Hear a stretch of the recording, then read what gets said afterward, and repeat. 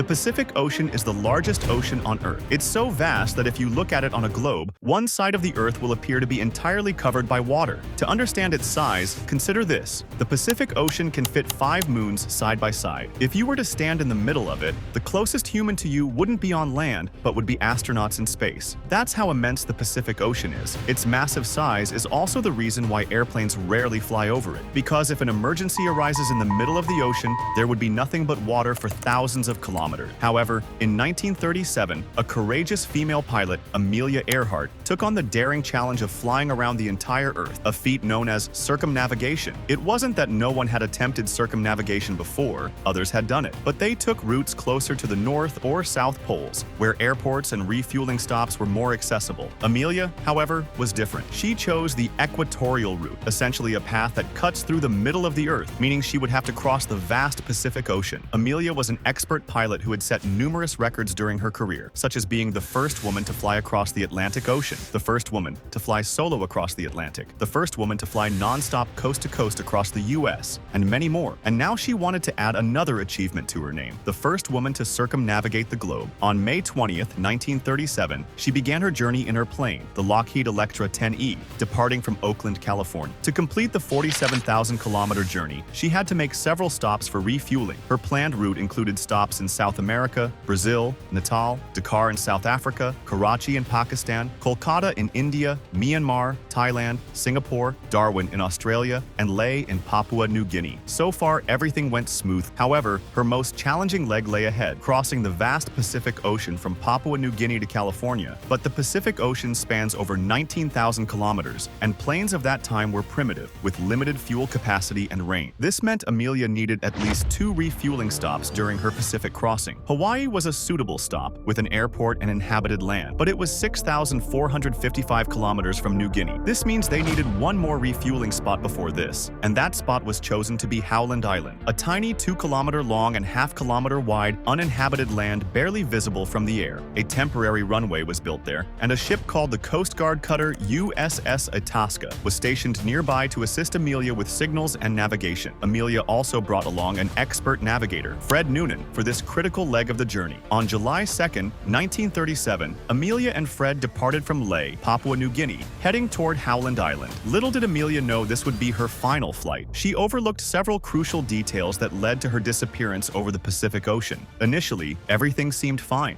But when she was just 350 kilometers from Howland Island at 6:14 a.m., she sent a message to the Itasca for help with locating the island. This marked the beginning of the trouble. The operators on the Itasca realized they couldn't tune into Amelia's radio signals due to mismatched frequencies. As time passed, Amelia became increasingly panicked. Around 7:30 a.m., she sent another message saying their fuel was running low and they couldn't find their route. Her final message indicated that she and Noonan were flying north-south in search of Howland Island. Shortly after that, communication was completely lost. We are running north and south.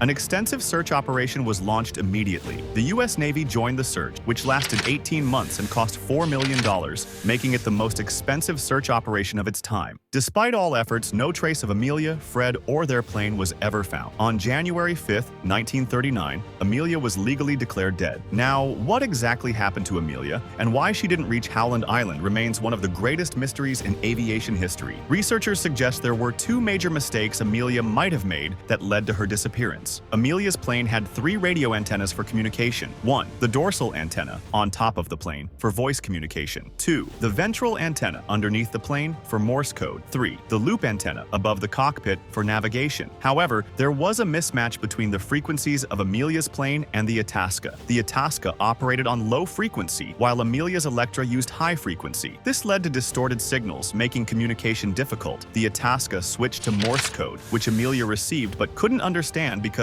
she wasn't proficient in direction finding. Additionally, Amelia didn't use the loop antenna to locate signals, likely due to panic or inexperience with its operation. Furthermore, a 4th antenna, the trailing wire antenna, capable of catching low-frequency signals, had been removed from her plane before the flight to save weight. This was another critical mistake. But there was another major mistake, which was that both were using different time zones, with a difference of half an hour. Amelia was using Greenwich Civil Time, while Itasca was using the Naval Time Zone system. And this was also a very big mistake. mistake, and mistakes actually work like a domino effect. Once one mistake happens and is not corrected, more mistakes follow, and in the end, everything is ruined. And this is exactly what happened in Amelia's case. One mistake after another led to so many errors that she never made it to Howland Island and got lost somewhere in the Pacific Ocean. As I mentioned at the start of the video, when communication with Amelia was lost, a search mission was launched. However, no evidence was found. So what exactly happened to her? Well, 3 years after this incident in 1940, a small island called Nikumaroro, 400 miles from Howland Island, was explored by a British officer named Gerald Gallagher. There, they found several human bones and a skull. Later, researchers from the University of Tennessee examined these bones and suggested that they could belong to Amelia. This led to a theory that when Amelia couldn't find Howland Island, she might have landed here and died. However, when the bones were sent to Fiji the following year for further examination, it was concluded that the bones were from a male aged between 45 and 55 and of European descent. For some reason, the bones went missing, but in 1998, researchers looked at the earlier measurements and stated that no, these were actually from a female. But again, in 2015, a new study was done,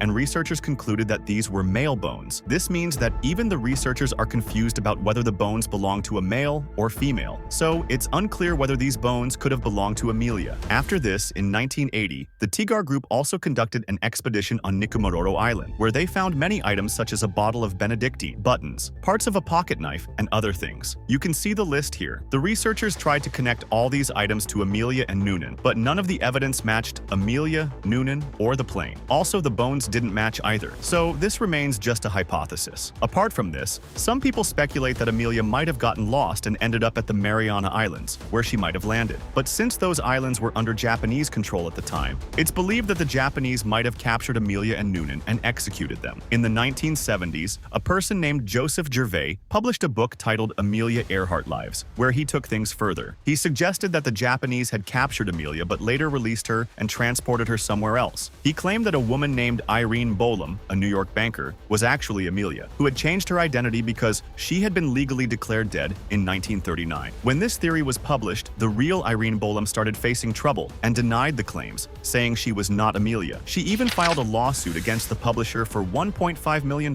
for defamation, which led to the withdrawal of all the books from the market. Irene Bolam continued to insist she wasn't Amelia until her death in 1982. There are many more hypotheses out there, but which one to believe? Well, you can use your own reasoning to think about what might have happened to Amelia. Remember, in her last message, Amelia had said that her fuel was running out and they couldn't find the location of the island. So it's very possible that Amelia was flying over the ocean, and eventually, when the fuel ran out, her plane crashed into the ocean, and both of them might have died. Now, the question arises, if so many search operations were conducted, then there should have been some solid evidence or wreckage of the plane. And you're absolutely right, there should have been something found. But the thing is, the Pacific Ocean is enormous, and finding a small plane in such a vast ocean isn't easy. And look at the Titanic. It sank in the Atlantic Ocean in 1912, but it took 73 years to find its wreckage. In 1985, Robert Ballard finally found its remains. So it's very possible that one day, Amelia's plane wreckage might also be found. Honestly, if there had been proper planning between Amelia and the operators of the Itasca before the flight, this tragedy might have never happened. Amelia Earhart's story is a lesson in the importance of planning and preparation. A little more attention to detail and better communication planning could have prevented this tragedy. Her legacy as a daring pioneer in aviation lives on, inspiring generations to dream big and take risks.